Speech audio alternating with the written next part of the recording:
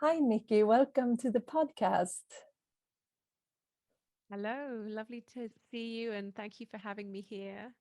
I'm so happy to connect with you and to talk to you today and for you to share yourself and your work with all of the listeners and those that are watching this on YouTube. And I always start by asking if you have a specific mindfulness practice or ritual that you have on a daily basis that you feel grounds you and connects you with yourself. Well, I mean, I have two, and I try to always come back to them each day, not rigidly, not like a military operation, but I like to make sure that it feeds into my day. And one is I always like to sit, and it is meditation, but I like to call it sitting, which means that I'm not trying to get anything or get anywhere, but I just like to sit and be and breathe for a good 10 or 20 minutes. And for me, getting out in nature is just tonic for my soul. If I can get my feet on the earth, just taking whether it's 10 minutes or an hour to just walk amongst the trees and just really breathe it in and let myself be in the present moment. Those are just medicine for me on a daily basis. Mm, I love that too. I love the easy, like just connection and healing that we can receive by being in nature or like being with the elements. It's very soothing and it's really like a medicine. So thank you for Yes. sharing that.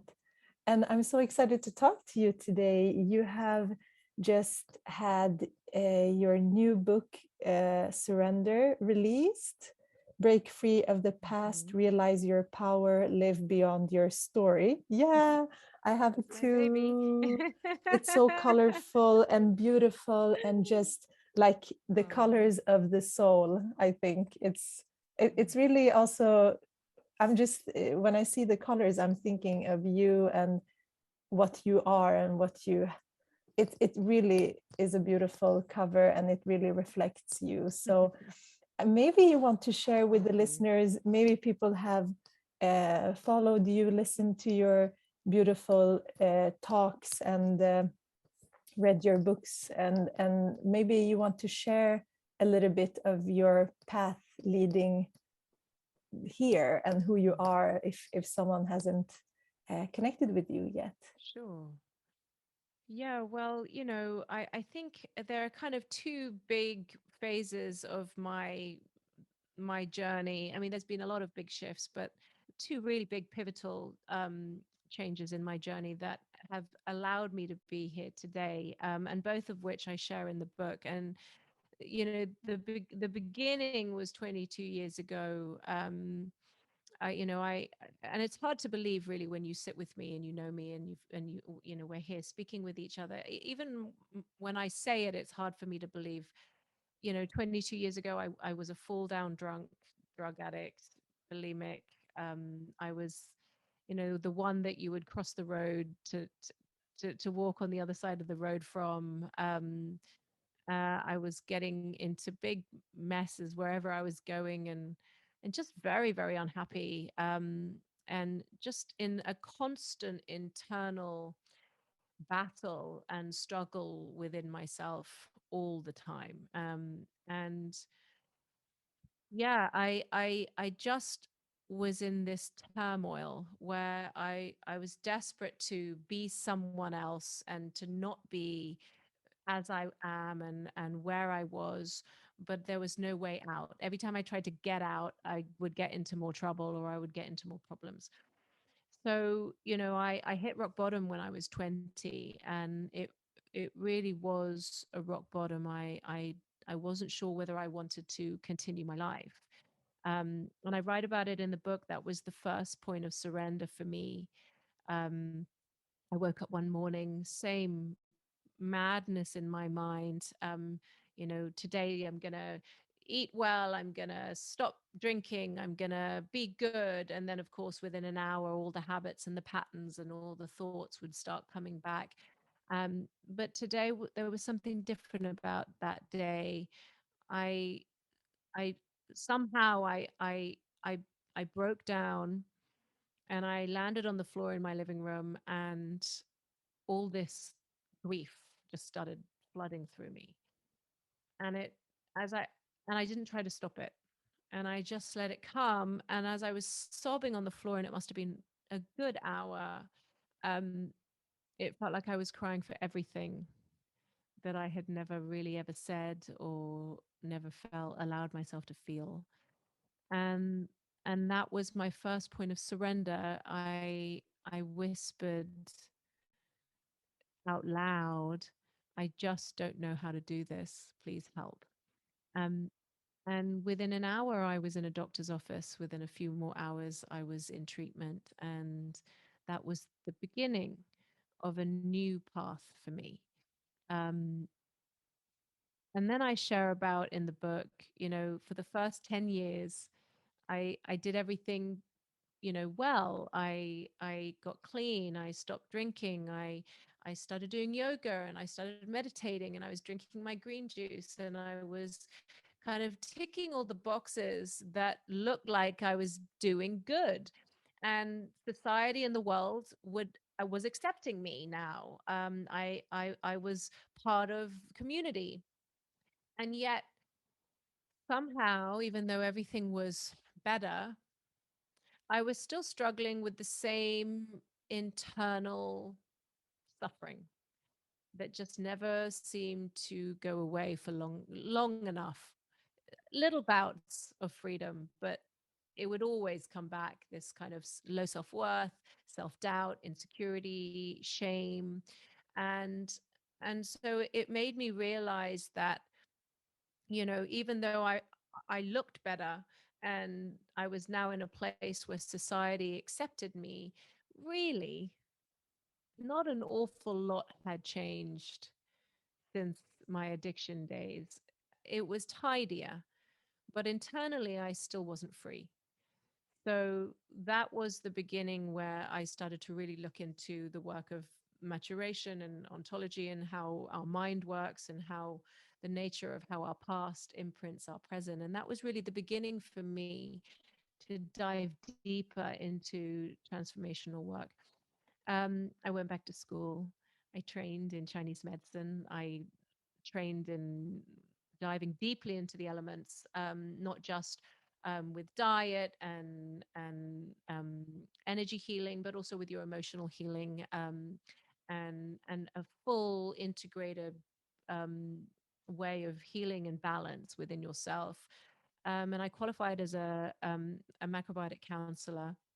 And then I went on and I trained further with shamanic work and plant medicine and transformational work. So that was kind of what got me into doing what I do today. Um, and then about 3 years ago, which was, 7 years into me doing this work and now helping a lot of people, and I had already got the book deal. And in fact, Hay House had signed me to write a book called Warrior Woman. That was the book that they wanted me to write. And that was my brand. My brand was all based on this warrior woman. And I had this huge kind of shift again. I went off to the Amazon jungle and I did a 2 week alignment retreat with Gaba Mate. And in the middle of the Amazon, I realized I was told by the facilitator, you can't be a little bit in alignment, Nikki. You're either in alignment or you're not in alignment.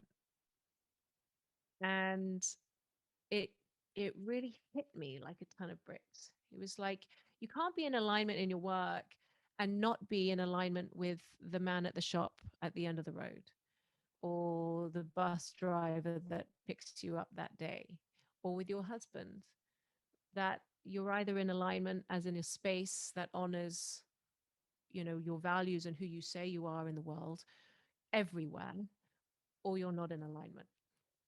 And it really, really hit me. And it made me realize that there was more work to be done. And that was the beginning of the where I started writing this book. And I saw that the warrior woman was a a character that was trying to survive my past, becoming strong, and my marriage needed to really be looked at again. And so I went through a huge shift again. And I don't want to give everything away all in one answer, but that kind of really led me to where I am now. And when I came back from the jungle and I ended my marriage and I started writing the book.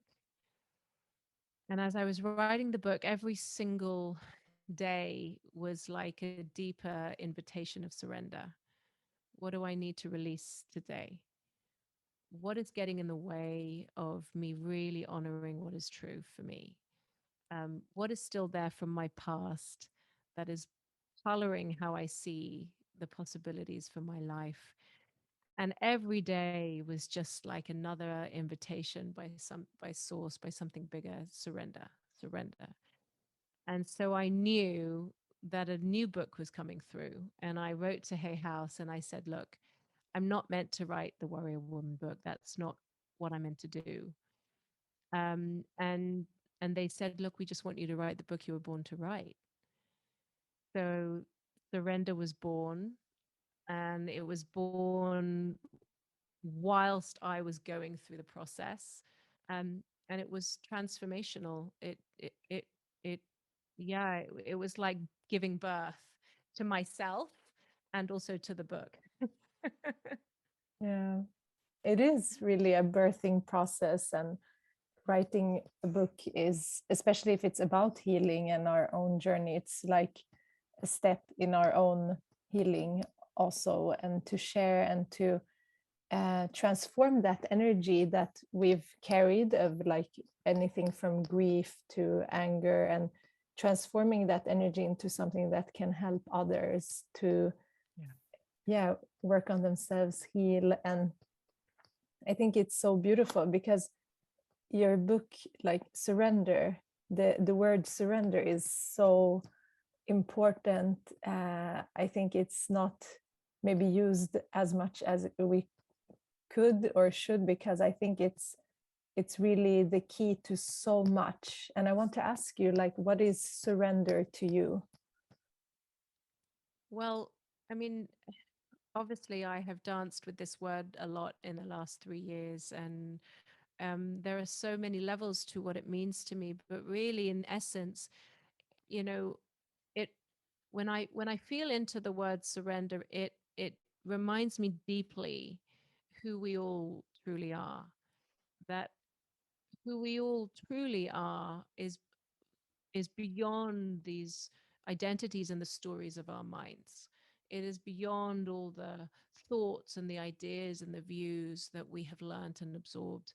That who we all truly are is this expansive space of life, and everything that is getting in the way of us knowing that and integrating that and embodying that is is somehow a block, or somehow an opportunity for blocking the flow if we talk about elements or energetics. And so for me, surrender is every single moment that you're willing to release what you may be holding on to or gripping onto or attached to, that is blocking the flow, this flow of the aliveness within you, within yourself, but also in your expression in the world. um, and actually, I truly believe that we don't ever need to find ourselves. There's no one to find. That actually we already are whole, and our transformation is about what are we willing to release that we're carrying, that just isn't ours, that just isn't who we are. So surrender is both a releasing process and a birthing process that happens at the same time. That as we are willing to let go of what we carry that is not ours, in that exact moment, something new and authentic can be birthed through. Um, so it's a very alive process. Yeah, it's transformational. Mm, yeah, and I want to share like what because when I received the book and I, or just that I heard the name, I felt like, okay, this is, it's almost scary because it's so, everything that you're writing is so aligned with the processes that I've went through the past years. Mm. And surrender was like the main thing. And as you said, surrender could be to release and to let go of the control that we think that we have, and to release any thoughts and concepts that are not ours, and also the releasing and healing of things in our ancestral lineage, and all of these things. And for me, like, the surrendering has been greatly around releasing the concept of what could be and what should happen. So it's also like into the future, like surrender to your path, which means that you trust every step that you take and not go against it, because life will always give us experiences that might feel not aligned with what we thought that life would be. And I think that is a process that can take years to come into, like, surrender and thereby acceptance, and then maybe followed by a deeper devotion, a deeper knowing. And that's why I love this. And your path has really, what you share in the book has been really around these topics. And I think a lot of people that read it can definitely relate to in many different ways, because we all have so many different experiences. And when you worked with yourself, and especially you mentioned grief, and that's also been a theme for many of us, to release grief. It can be from this life, it can be ancestral, and yeah, it can be so many layers. Like, how did you find the source of it all, and how did you work with releasing and surrendering? Well, I mean, I think grief is is such a natural part of the life cycle. You know, if you think of, if we bring it back to the elements, if we bring it back to Chinese medicine on the five elements, you know, grief is an essential part of the circle of life. That you know, there's the birthing phase, and then there's the blooming phase, and then there's the kind of grounding earth phase, and then eventually things need to die, things need to release. That everything in nature goes through the similar process. That eventually there's a release, there's a death that happens, there's a dissolving, and that is a necessary part to allow more life to be born, to allow more new seeds, new possibilities. But I think, you know, in the Western world, grief is not something that has been brought into the conversation, and hasn't been educated on. You know, where I'm from in Southeast Asia, you know, in Thailand, and also in Malaysia, grief can be a very common part of loss. You know, when loss is, there's loss that occurs. You know, um, people will cry and wail in the streets, and they won't hold back, and then they release it, and then they move on. I'll never forget when the tsunami happened. I think it was 2006. And I remember I was in New York at the time, and my mother was in Malaysia, and I was looking at the destruction that had happened around where she was, and I was watching the local people just wailing in the streets and wailing in the streets. They'd lost villages and everything. And then you know, I went to visit a few months later, and they started rebuilding. And I really, really walked around, and they had released, and they were now ready to rebuild. And it was just such this kind of beautiful um, alignment with a very natural flow of life, that with every birthing there is there is a death. And actually I say that in the book. The first chapter of the book is called The Beginning of the End, meaning something needs to end to allow something to begin. And so for me, you know, I guess because I started off, I hit rock bottom so young. I hit such a dark place so young, and I really was near death. And it's such a gift for me, because I'm 42 now, and when you've gotten that close to your end, then it changes your relationship to life. That life becomes very meaningful. It's like every moment matters. And for me, grief is not something I'm afraid of. Uh, I I I feel like it is such a necessary part, that I trust that if I let something go, that it is an opening for something new to be presented to me by life, by something bigger. But first we need to be courageous enough to release, and that in itself asks for a lot of courage, because when you release something, often you're left with an emptiness. There's a not knowing. You don't know where you are. There's an empty space. And I think, that's another thing that we don't really get educated on, is how to be with emptiness, where we're taught a lot to fill the space, but to really be with that emptiness that comes after you've let something go, and not react and not fill it immediately, just to be with it. That's another kind of education that I think is important.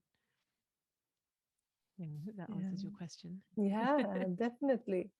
It's constantly the balance, and we, like you said,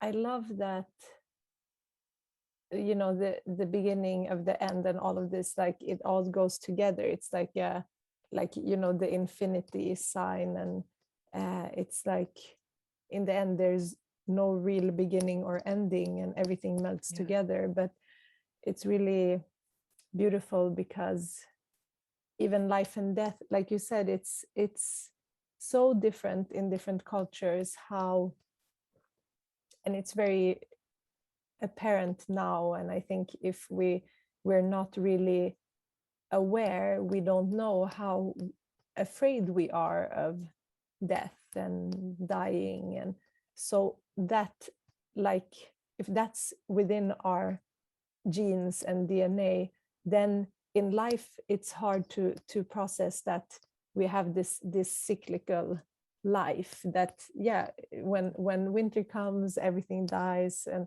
we see it and we can accept that it's outside of us, but it's hard when it's within us. But really being aware, like the more we go through these cycles, the more we become aware that the next time this cycle comes back, then Yes. we can be in that, and again surrender to it. And even if it's really, it can be very healing to work in that very consciously with nature, to understand our own cycles. And that's, we both love Chinese medicine and the elements and the Yeah. different connections of, yeah, as you said, also it's so important to be able to accept all emotions. And if one emotion is very strong all the time, that's not good for our physical health or emotional health. Yes. So yeah, thank you for sharing that. And I would love to also know, as a maturation coach, what Mhm. does that mean, and how do you work with others in that process? Well, I know that most people don't know what the word maturation means. And I deliberately use it. I use it for a reason. And then I'd rather educate rather than use something that everybody understands. Maturation, it is is literally a maturing process. And and that may sound strange for people listening. What do you mean a maturing process? Well, it is essentially, it is our nature to evolve, to mature. That everything in nature, and we're part of nature, will always find a way to continue growing. And even in death, it'll go into the ground, and then it will regenerate, and then it will continue maturing into the next phase, and continue and go on. And we're no different. So maturation is a process of outgrowing phases and stages and perceptions, and attachments, that and identities of who we've known ourselves to be. And as we outgrow these phases, we grow into who we were born to be. And one of the most, I guess, biggest parts of my work is that most people, you see, we think that just because we become older, that we have grown up.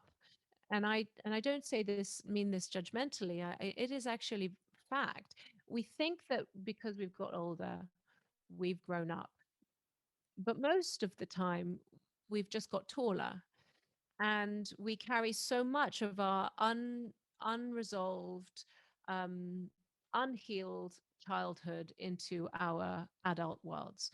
And whatever it is that has stayed with us from our past, that is unwhole, incomplete, will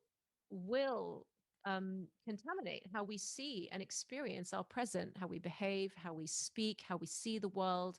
And so maturation is a process of outgrowing your past, releasing your past, not just healing trauma, but in outgrowing your past, it, as well as releasing and healing the wounds, it also shifts your perception. It shifts your ability to see the world in a different way. It shifts your consciousness in how you know yourself and who you know yourself as. So it is a process of evolving and growing. And I say in the book, I think I open the book with it when I say, my work is I help people grow, and not the kind of growing that is like becoming bigger and stronger, um, but the kind of growing like a maturing, like the seed.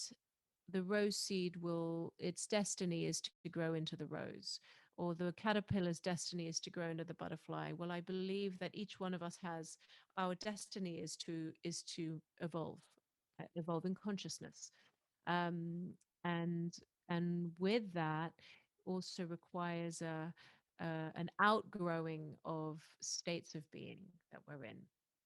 So I guess that's a very long-winded way to say that I help people shift their life, and heal their pasts, so that they don't have to continue carrying what they have absorbed from ancestors before them, and what they have also experienced in their own childhood, that we don't have to keep passing it on into the next cycle, into the next generations, and also into how we are in the world.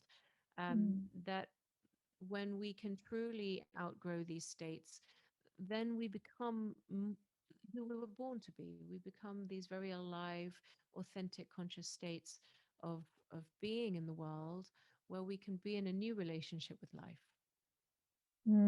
That's so beautiful. I love that. I love the inner maturation process that yeah, before you, I wasn't sure what it was. And I think it's so, um, like we can think that we're maturing, but usually it's like on an external level, but we haven't really done the work. So it's really Yeah. this whole thing with alignment. I think that's very challenging to be fully like aligned on all levels sometimes. I think we all have to be conscious of that and compassionate to that. And yeah, I think that's beautiful work. And Mm. because you share some like cases and things like this also, and I would love to know, since I've also chosen to focus a little bit on the podcast on like the whole feminine and womb work, and also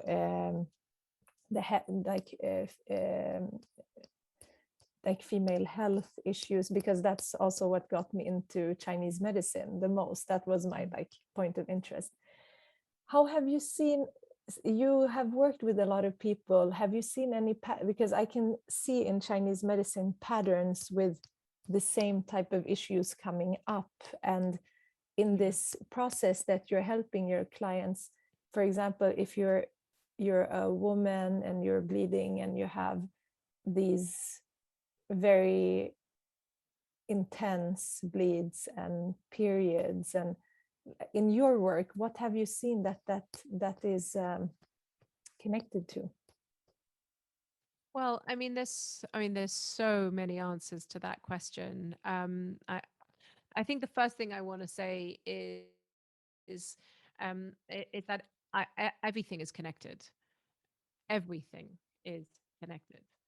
And I have seen that time and time again enough to absolutely trust and know that for sure. That the physical ailments that are happening in the body are not separate from the emotional trauma that we carry in the body, and it is not separate from the cravings that we have for the foods that we eat, to the lifestyle choices that we make, to the kind of relationships that we choose. Everything is connected.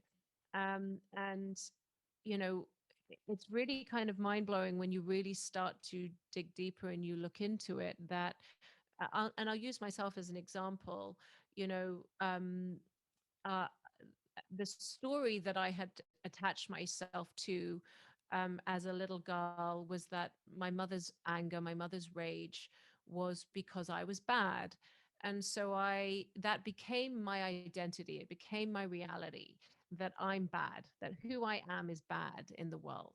And so how does that then impact everything? My breath, my body, the way that I go into my life, everything was affected by that. The way that I ate was ways that would try to suppress feeling any kind of emotion. And the more that I suppressed the emotion, the more emotion there was. That would then lead me to choose lifestyle choices that was always trying to keep me busy and overworked. Then that would lead me to then beating myself up and feeling bad again. And everything was connected to the root of the story that I identified with. And that really is what I see, with all my clients, that it always comes back to the root of the story that you've identified with, because that is essentially our what we who we think we are. That's the me that we think we are. And and and whatever comes with that, whatever sets of emotional experiences, will then affect the cravings that we have, the ways that we breathe, the movements that we have with our body. And so, it's very complex. It's hard to kind of get into it in one answer here, except just to really say, if you're having health issues. Let's say I have one client in here. It's the first one that I use, the case study. Sally, she had so many allergies. She came to me, she had like she couldn't even go outside without getting sick. She was allergic to dust. Now, and when I sat opposite her, I could also see like she was this in this kind of frozen state. She just looked like she was constantly kind of vibrating and frozen. So instantly I could tell there was trauma in the body just by the frozenness that she was carrying, but also all her health symptoms, allergies, the skin, mucus. I was like, oh, there's something going on here with her lungs, which is, of course, Chinese medicine. Um, and so then I got her form in, her kind of preparation form before our first session. And I look for it. I'm like, okay, where is it? Where is it? Where is the trauma? Where is it? Where is it? And then boom, there it is. She was a little girl and she lost her father very suddenly. He got in an accident, and he died instantly. She never dealt with it. She never did any work around it. And of course, that's the lungs, isn't it? It's suppressed grief, a lifetime of suppressed grief. And so I knew then that was kind of the way in. And in the session, we then begin releasing the grief.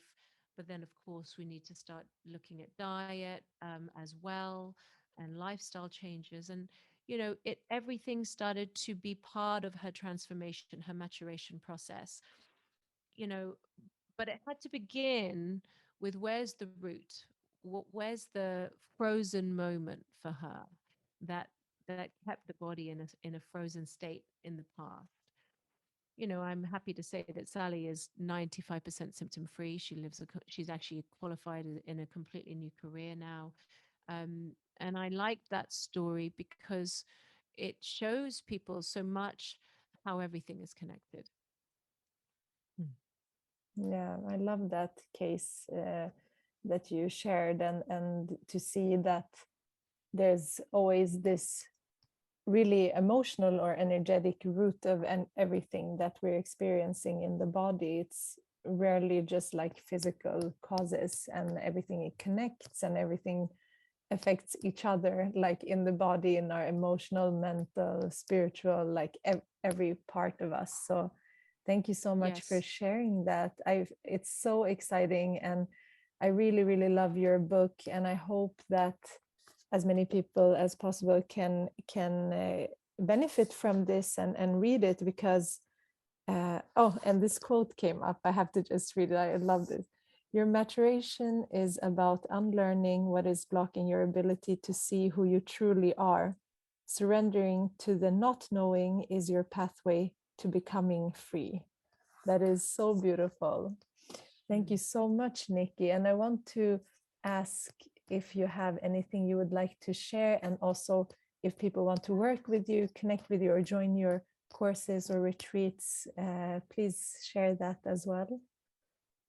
I think the first thing I want to say is just everyone listening, if you are struggling with just constantly ending up in the same repeated patterns, if you find yourself getting to a point where you keep trying your best to make your life better, to change things, to feel better, but you end up back in the same kind of struggle or the same pain, before you start to go into resignation, before you start to think that, something more free is not possible for you, I want you to know this.